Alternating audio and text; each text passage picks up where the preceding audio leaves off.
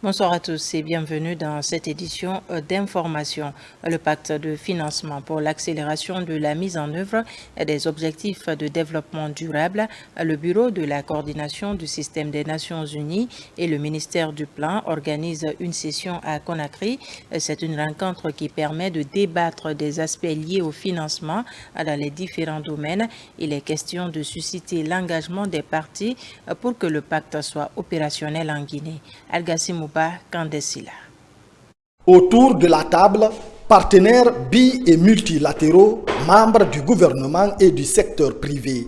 Ces acteurs du pool financier échangent sur le pacte de financement du système des Nations Unies tout en mettant un accent particulier sur les objectifs et les engagements mutuels des parties prenantes. Il nous faut des actions audacieuses et des financements adaptés pour réaliser les objectifs de développement durable. Ce dialogue aujourd'hui marquera une étape cruciale dans notre engagement collectif pour changer la trajectoire des ODD en Guinée et libérer le plein potentiel du financement en faveur des populations guinéennes, notamment les plus vulnérables. Cet espace de dialogue offre un débat ouvert pour les questions de clarification, les priorités de développement ainsi que les demandes des donateurs. Chacun de vous va nous dire aujourd'hui combien et comment on va essayer de financer cela ensemble. Parce que la Guinée, désormais, nous avons un programme qu'on appelle programme Simandou 2040, mais aussi on vient de vous parler des catalyseurs, mais aussi à la fondation. La fondation de ce programme, c'est la bonne gouvernance, la lutte contre la corruption et avoir une gouvernance rigoureuse que l'incarne la fondation du chef de l'État, le général Mamadi Doumbouya. À l'issue des échanges et des engagements, un mécanisme de suivi sera mis en place pour permettre d'apprécier le niveau de contribution du pays et des États membres pour l'opérationnalisation du pacte de financement en Guinée. Le développement, pour moi, ce n'est pas un mot de macroéconomie, c'est un mot de mieux-être et de bien-être. La macroéconomie permet de stabiliser les paramètres, mais le développement permet la transformation qualitative du niveau de vie de nos concitoyens. C'est pour cela que j'en appelle à cette communauté de partenaires pour que le financement puisse être doublé et puisse être effectif. Selon les besoins exprimés, des séries de dialogues pourront être organisées pour mieux renforcer la compréhension du mécanisme et susciter davantage l'engagement. Les natifs de la commune rurale de Popodara et ceux du district de Sombili s'investissent depuis plusieurs années dans le développement de leur localité. L'association met à la disposition des populations de Pitadi et Sagara un poste de santé équipé pour la prise en charge sanitaire des citoyens et 3 salles de classe également équipées pour permettre aux élèves de poursuivre leur cycle élémentaire à l'école primaire de Sagara. Sona Sagno commente les images de Sarafdine Diallo. Il s'agit d'un poste de santé équipé à Pitadi et 3 salles de classe également équipées pour compléter le cycle élémentaire à l'école primaire de Sagara. Des infrastructures qui ont été financées par l'association des natifs du district de Sombili, des actions de développement saluées par les autorités locales. Sur les efforts de nos fils ressortissants, résidents, nous avons pu réaliser 3 actions, à savoir un poste de santé à Pitadi, dont le coût de réalisation est de 374 785 800 francs guinéens. 3 salles de classe pour compléter le cycle à 6 groupes pédagogiques à l'école primaire de Sagara pour un montant de 127 782 000 francs guinéens. Nous avons rénové l'école primaire de Sombili 1. Cette infrastructure dans le fond a été réalisée dans le cadre de produire des soins de base pour la population rurale ici. Donc depuis sa construction, il a commencé à fonctionner. Personnellement, je suis très fier de cet accomplissement. La cérémonie de remise de ces infrastructures a été présidée par les autorités administratives et sanitaires de l'AD. La direction préfectorale de la santé invite les bénéficiaires à une utilisation judicieuse du poste de santé. Ce que nous demandons vraiment à cette communauté, en utilisant les services de santé, cette structure doit être utilisée par les femmes les enfants et aussi les sages et les adultes pour vraiment leur santé. Le développement des collectivités est une des priorités du gouvernement guinéen à travers la décentralisation. Comme vous avez prouvé que vraiment la santé est votre préoccupation à Sombili, nous vous prions humblement de fréquenter ce poste de santé. Il ne suffit pas de construire et de fréquenter. Je demande à la délégation spéciale et au conseil de district de mettre un comité d'entretien de ce poste de santé en place pour que le poste-là reste longtemps à servir la population de Sombili. A rappeler que les natifs de la commune rurale de Popodara en général et ceux du district de Sombili s'investissent depuis plusieurs années dans le développement de leur localité. Ils ont à leur actif plusieurs acquis. La décentralisation des soins de santé publique se poursuit à l'intérieur du pays. Après Téliré, le ministre de la Santé est à Lebekere, toujours dans la préfecture de Mali. Sur place, il a inauguré un centre de santé complètement rénové. Les populations se mobilisent pour dire merci au chef de l'État et au gouvernement qui facilite ainsi la prise en charge adéquate des citoyens de Lebekere. Tierno Maroufba et Mohamed Mpati Kamara. Entourée des montagnes avec son climat doux, la sous-préfecture de Lebekere, située à 35 km de la frontière guinéo-sénégalaise, est dans la joie.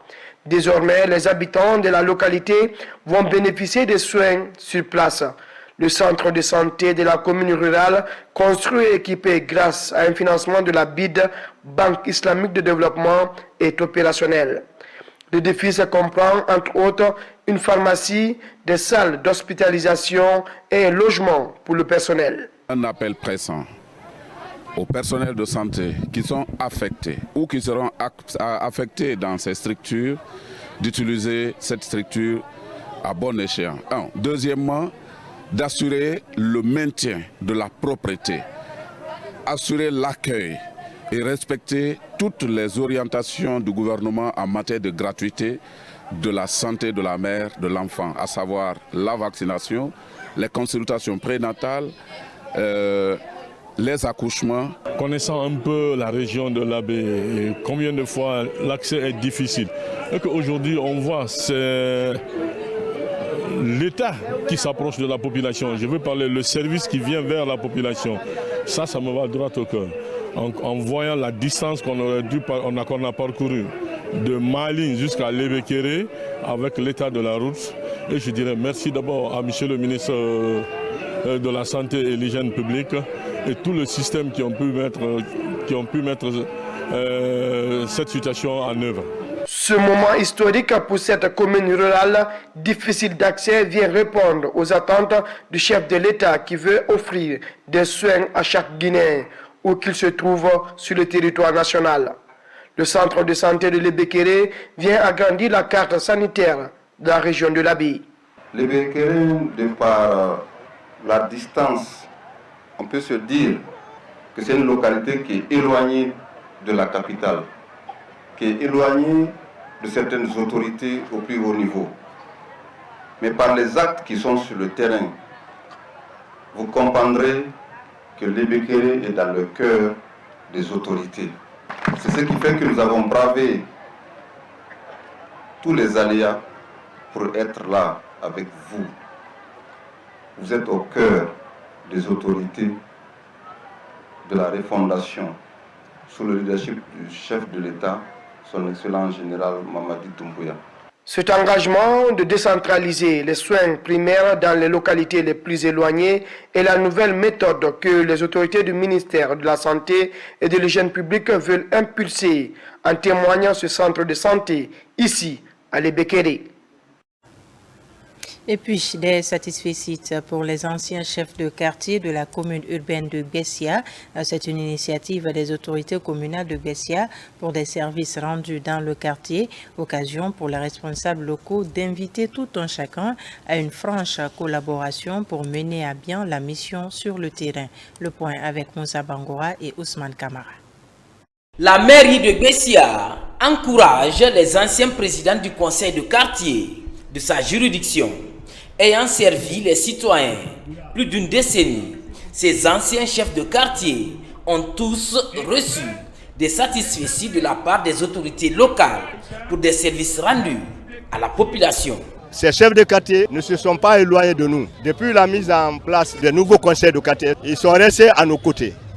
Ils nous ont accompagnés, ils nous ont soutenus, ils nous ont appuyés et ils continuent de nous appuyer. Et à travers nous, ils continuent d'accompagner, de soutenir le CNRD, notamment notre général président, général d'armée, son Excellence Mamadi Doumbouya. Ces messieurs qui ont été récompensés aujourd'hui de satisfaction, c'est des anciens, c'est des citoyens de la première heure, des pionniers même, je veux dire, des gens dont nous avons besoin encore, parce qu'ils sont toujours consultés en cas de problème dans ces quartiers. Compte tenu de leur expérience sur le terrain, la délégation spéciale de Bessia s'engage à collaborer avec eux, en plus des nouvelles équipes installées pour mener à bien sa mission. C'est quelque chose qui nous est allé droit au cœur. On ne s'y attendait pas.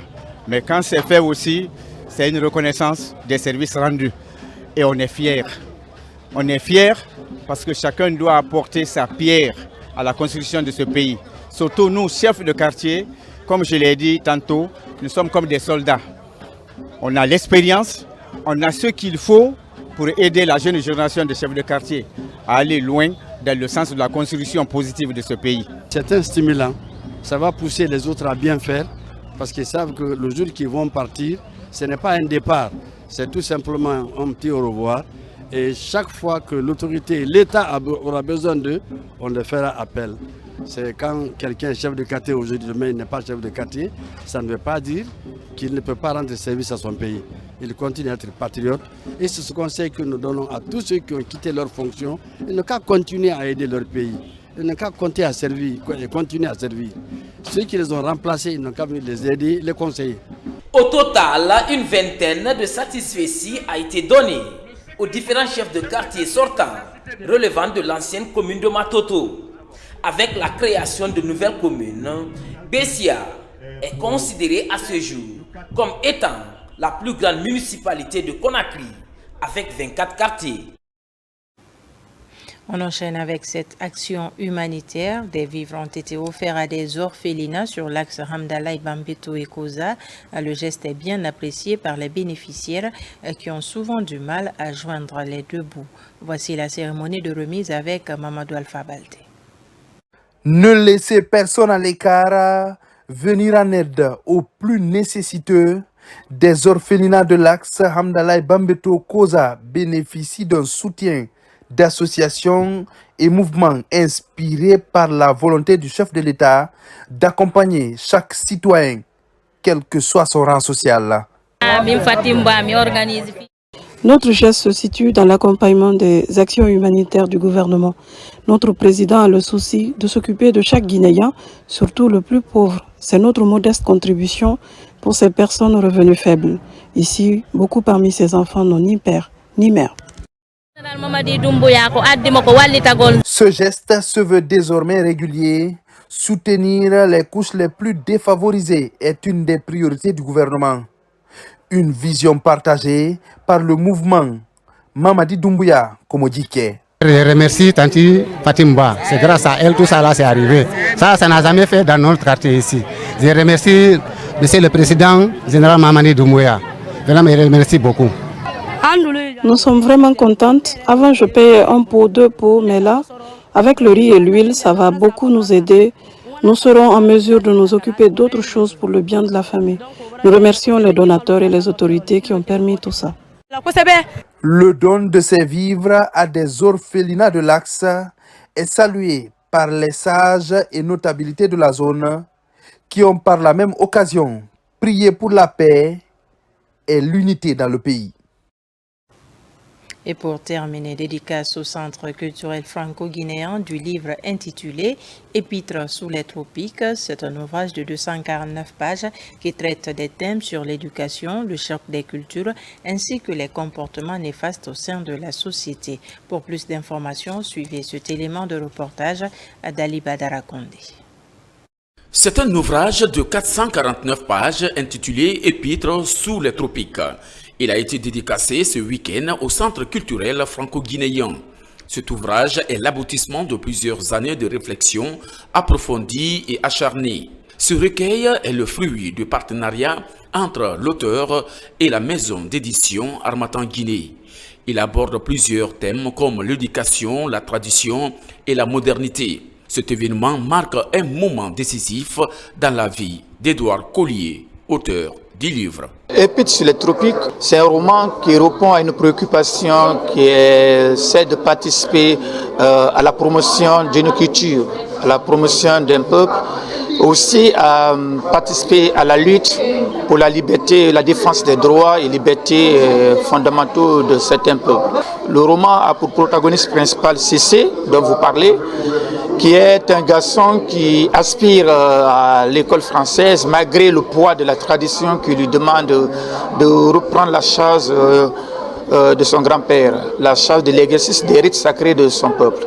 À travers cet ouvrage, l'auteur participe à la promotion de la culture pélé, de littérature, mais aussi partage son expérience d'enfance. Cet ouvrage s'intéresse aux thématiques telles que le choc des cultures, l'éducation, ainsi que les comportements néfastes au sein de la société. Édouard Collier, c'est quelqu'un avec qui j'ai étudié à Zérékoré et je vous avoue, il a un courage scientifique. Depuis le collège, déjà, il organisait des concours de dictée et questions en classe et c'est quelqu'un qui aimait beaucoup l'excellence. Au lycée, à travers lui, il y avait déjà la presse à chaque fois qu'il avait la montée des couleurs. C'est un roman remarquable, un roman sociologique qui nous envoie dans les méandres de la forêt et particulièrement au niveau de la communauté Pélé. Donc c'est un roman qui nous enseigne énormément de choses. Au-delà de la connaissance, il nous transmet aussi beaucoup d'émotions. La dédicace de cet ouvrage permet à l'auteur de mieux faire connaître la communauté Pélé à travers sa culture comme l'existence des Ogou dans la culture forestière.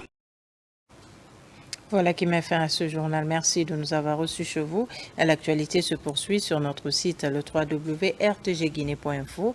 On se retrouve demain pour d'autres informations de la Guinée, notre paradis, terre de richesse et d'innovation.